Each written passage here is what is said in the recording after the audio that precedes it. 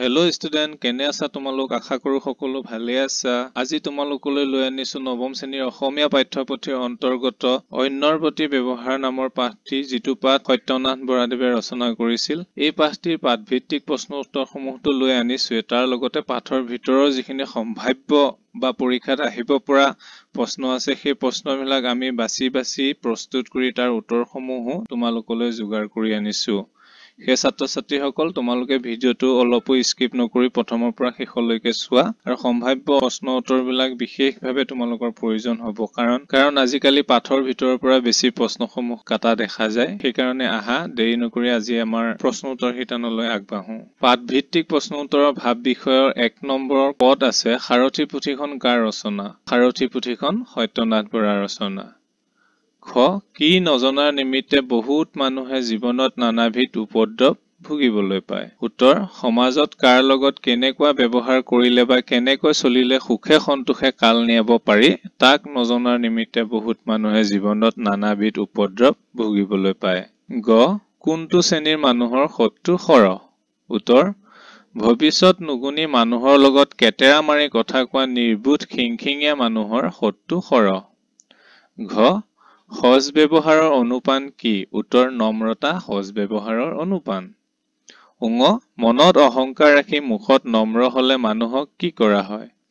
উত্তৰ: মনত অহংকাৰ ৰাখি মুখত নম্ৰ হলে মানুহক চল কৰা হয়।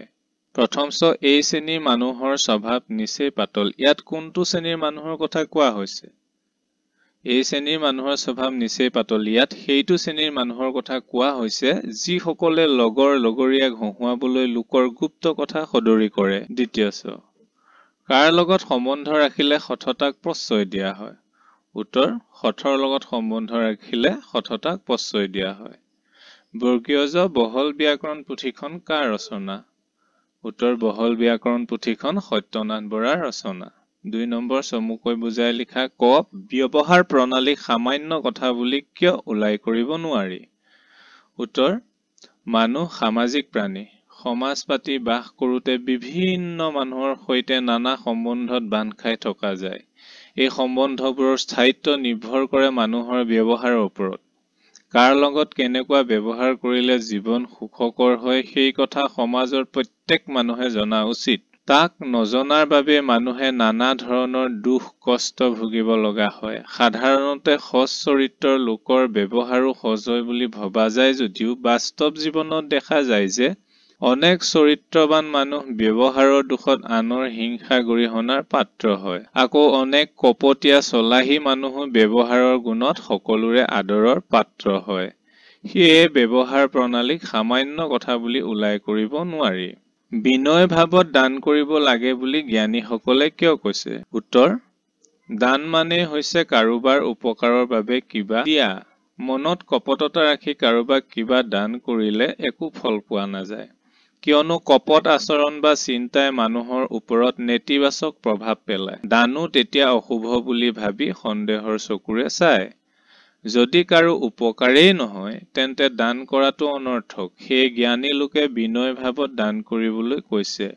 বিনয় বচন বিনয় ব্যৱহাৰে মানুহক আশ্বস্ত কৰে, অন্তৰ সাত পেলায়। উপনিষদেও সেয়ে ত্যাগ কৰি দান দিয়াৰ কথা কৈছে। বিনয়ী হৈ কৰা দান মানুহে কাহানিও নাপাহৰে, সেয়ে ই ফলৱৰ্তী। ব্যৱহাৰত বিনয়ৰ মিশ্ৰণে ব্যক্তিত্বৰ ৰহণ দুগুণে চৰায়। কথাষাৰে এই তাৎপৰ্যই বহন কৰিছে। 3 নং প্ৰশ্ন, তাৎপৰ্য ব্যাখ্যা কৰা। ক. নম্ৰতা সজ ব্যৱহাৰৰ অনুপান। উত্তৰ: ব্যৱহাৰে মানুহৰ পৰিচয় কঢ়িয়ায়। প্ৰথম দৃষ্টিতে এজন মানুহৰ চৰিত্ৰ তেওঁৰ ব্যৱহাৰৰ দ্বাৰাহে জানিব পাৰি। সুন্দৰ ব্যৱহাৰৰ গৰাকীজনক সকলোৱে শলাগে। সুন্দৰ সজ ব্যৱহাৰৰ লোক এজন যদি নম্ৰও হয় তেন্তে তেওঁ নিঃসন্দেহে প্ৰশংসাৰ পাত্ৰ হয়। তেওঁৰ ব্যক্তিত্বত যেন সোণত সুৱগা চৰে। উচিত অনুপানেৰে ঔষধ খালে যেনেদৰে তৎক্ষণাৎ গুণ দিয়ে, একেদৰে নম্ৰতাযুক্ত ব্যৱহাৰে সততে উপকাৰ কৰে। মানুহজনৰ উচ্চ চিন্তা বা ভাল মনটোহে ফুটি উঠে। মনত নম্ৰতাৰ ভাৱ ৰাখি সজ ব্যৱহাৰ কৰা উচিত। মনত নম্ৰতাৰ ভাৱ নাথাকিলে লোকক দেখুৱাবলৈ তেনে ভাৱ মুখলৈ অনাটো অনুচিত। নম্ৰ হৈ কথা ক'লে মানুহে নিজক আনৰ আগত লঘু কৰা নহয়, বৰং নিজৰ ব্যক্তিত্বৰ সৌন্দৰ্যহে বিয়পোৱা হয়। সেই নম্ৰতাযুক্ত সজ ব্যৱহাৰ ব্যক্তিত্ব আৰ্জনৰ অন্যতম গুণ। খ. সোণৰ জেউতি অমান্য কৰিলে নকমে।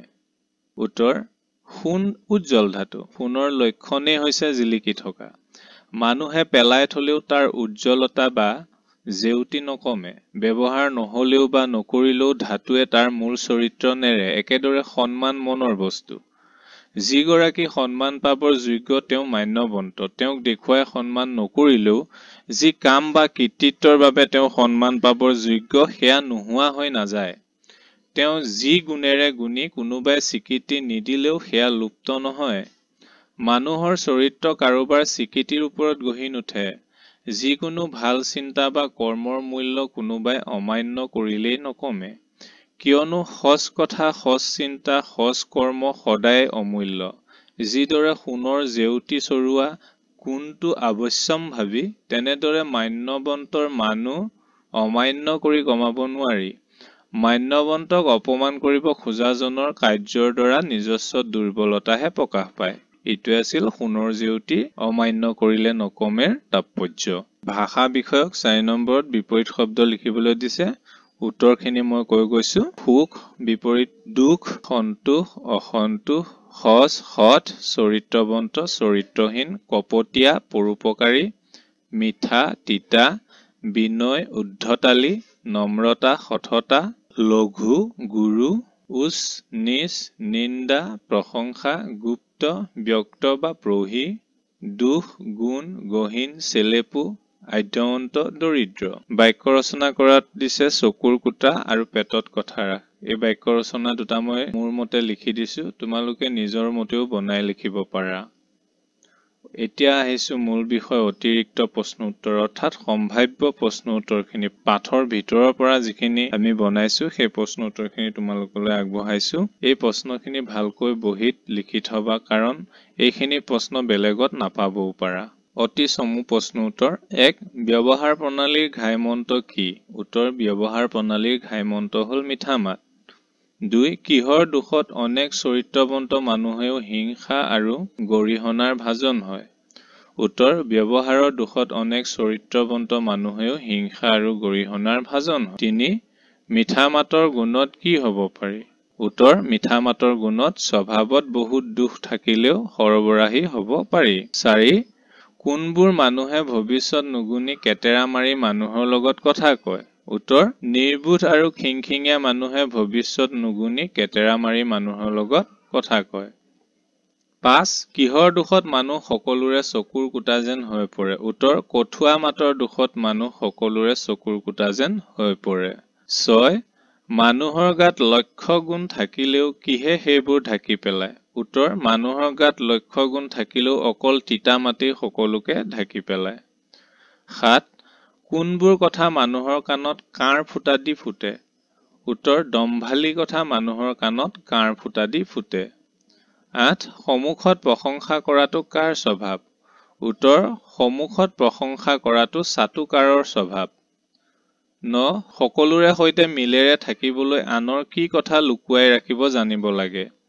উত্তৰ: সকলোৰে সৈতে মিলেৰে থাকিব খুজিলে আনৰ গুপ্ত কথা লুকুৱাই ৰাখিব জানিব লাগে। 10. অনেক মানুহে কি গুণৰ অভাৱত বন্ধু বান্ধৱ হেৰুৱাৰ লগতে গৰিহণা খাব লগা হয়? উত্তৰ: গুপ্ত কথা লুকাই ৰাখিব পৰা গুণৰ অভাৱত অনেক মানুহে বন্ধু বান্ধৱ হেৰুৱাৰ লগতে গৰিহণা খাব লগা হয়। 11. কোনবোৰ মানুহৰ আগত নিজৰ গুপ্ত কথা ক'লে ভৱিষ্যতে হিংসা কৰিবলৈ সুচল কৰি দিয়া হয়? উত্তৰ: দুৰাচাৰ বা খেয়লীয়া মানুহৰ আগত নিজৰ গুপ্ত কথা ভাঙি ক'লে ভৱিষ্যতে হিংসা কৰিবলৈ সুচল কৰি দিয়া হয়। 12. কোনবোৰ কথা সদায় সাৱধানে লুকাই ৰাখিব লাগে? উত্তৰ: যিবোৰ কথা প্ৰকাশ কৰিলে দুজনৰ ভিতৰত কণ্ডল লাগিব পাৰে তেনে কথা সদায় সাৱধানে লুকাই ৰাখিব লাগে। 13 নম্বৰ। কোনবোৰ মানুহে নিজেই নিজৰ নিজ আশয়ৰ চিনাকি দি আনৰ কোপত পৰে? যিবোৰ মানুহে আনৰ দুখ বিচাৰি ফুৰে সি নিজেই নিজৰ নিজ আশয়ৰ চিনাকি দি আনৰ কোপত পৰে।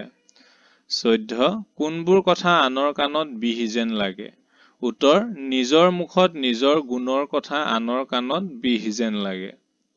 15 গুণৰ গৌৰৱ কেতিয়া নোহোৱা হয়? উত্তৰ নিজৰ গুণ নিজে বখানিলে গুণৰ গৌৰৱ নোহোৱা হয়। এতিয়া চমু প্ৰশ্ন উত্তৰ শিতানলৈ আগবাঢ়িছো। চমু প্ৰশ্ন উত্তৰবোৰ 2 বা 3 নম্বৰৰ ভিতৰত থাকিব। 1 আনৰ গুণ বখানোতে কোনবোৰ কথালৈ গুৰুত্ব দিব লাগে আৰু কিয়? উত্তৰ আনৰ গুণ বখানোতে কেতিয়াও সন্মুখত বখানিব নালাগে, কাৰণ মুখৰ আগত গুণ বখানিলে নিন্দা কৰা যেন হয় আৰু গুণীজনে তোমাক চাটুকাৰ বুলিও ভাবিব পাৰে। চাটুকাৰক মূৰ্খ মানুহে ভাল পায়, কিন্তু জ্ঞানী মানুহে ঘৃণায়। কোনো মানুহৰ গুণৰ কথা সন্মুখত ক'বলগীয়া হলে সংক্ষেপে ক'ব লাগে আৰু এজনৰ গুণ আন এজনৰ আগতহে ক'ব লাগে, কিয়নো তাৰ পৰা নিজৰ সৰলতাৰ চিনাকি পোৱা যায় আৰু গুণীজনৰো উপকাৰ হয়।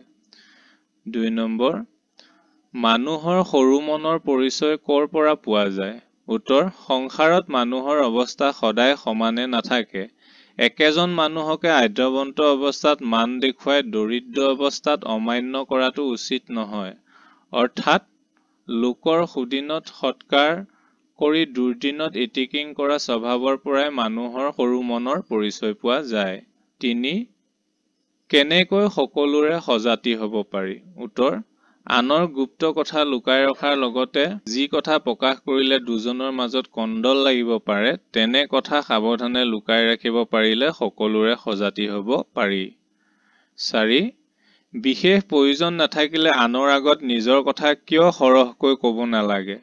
উত্তৰ বিশেষ প্ৰয়োজন নাথাকিলে আনৰ আগত নিজৰ কথা সৰহকৈ ক'ব নালাগে, কাৰণ নিজৰ গুণ নিজে বখানিলে গুণৰ গৌৰৱ নাথাকে আৰু নিজৰ মুখত নিজৰ গুণৰ কথা আনৰ কাণত বিহ যেন লগা হয়। 5 অচিনাকি মানুহক কিয় পোনপ্ৰথমে বিশ্বাস কৰাটো যুগুত নহয়? উত্তৰ পৃথিৱীত নানা ৰকমৰ মানুহ আছে। কোন সাধু, কোন চোৰ, কোন সৎ, কোন সৰল বিধৰ তাক দেখিলেই চিনিব নোৱাৰি, কাৰণ বহু চোৰেও আনক চলিবলৈ সাধুৰ ভাও ধৰে। সেয়েহে অচিনাকি মানুহক পোনপ্ৰথমে বিশ্বাস কৰাটো যুগুত নহয়। 6 লেখকে আনৰ দোষৰ ভাগ এৰি গুণৰ ভাগ ধৰাই শ্ৰেয়স বুলি কিয় কৈছে? উত্তৰ আনৰ দোষ বিচাৰি ফুৰিলে তাৰ পৰা কাৰো একো উপকাৰ নহয়, বৰঞ্চ এনে কৰিলে মানুহৰ নিজ আখৰৰ চিনাকিহে পোৱা যায় আৰু যাৰ দোষ বিচাৰে তেওঁৰ কোপত পৰিবলগীয়া হয়। সেয়েহে লেখকে আনৰ দোষৰ ভাগ এৰি গুণৰ ভাগ ধৰাই শ্ৰেয়স বুলি কৈছে। প্ৰিয় ছাত্ৰ ছাত্ৰীসকল, অন্যৰ প্ৰতি ব্যৱহাৰ পাঠটিৰ প্ৰশ্ন উত্তৰসমূহ ইমানতে শেষ হৈছে। অন্য পাঠৰ প্ৰশ্ন উত্তৰসমূহৰ বাবে তোমালোকে আমাৰ চেনেলটো ভিজিট কৰিবা আৰু চেনেলটোত ধুনীয়াকৈ প্ৰত্যেকটো শ্ৰেণীৰে প্ৰত্যেকটো বিষয়ৰে প্লেলিষ্ট বনাই থোৱা আছে। সেই প্লেলিষ্টবোৰত গৈ তোমালোকৰ প্ৰয়োজনীয় আন ভিডিঅ'বোৰ চাই প্ৰশ্ন উত্তৰবোৰ লিখি ল'ব পাৰিবা। তেন্তে আজিলৈ এৰিছো, ধন্যবাদ।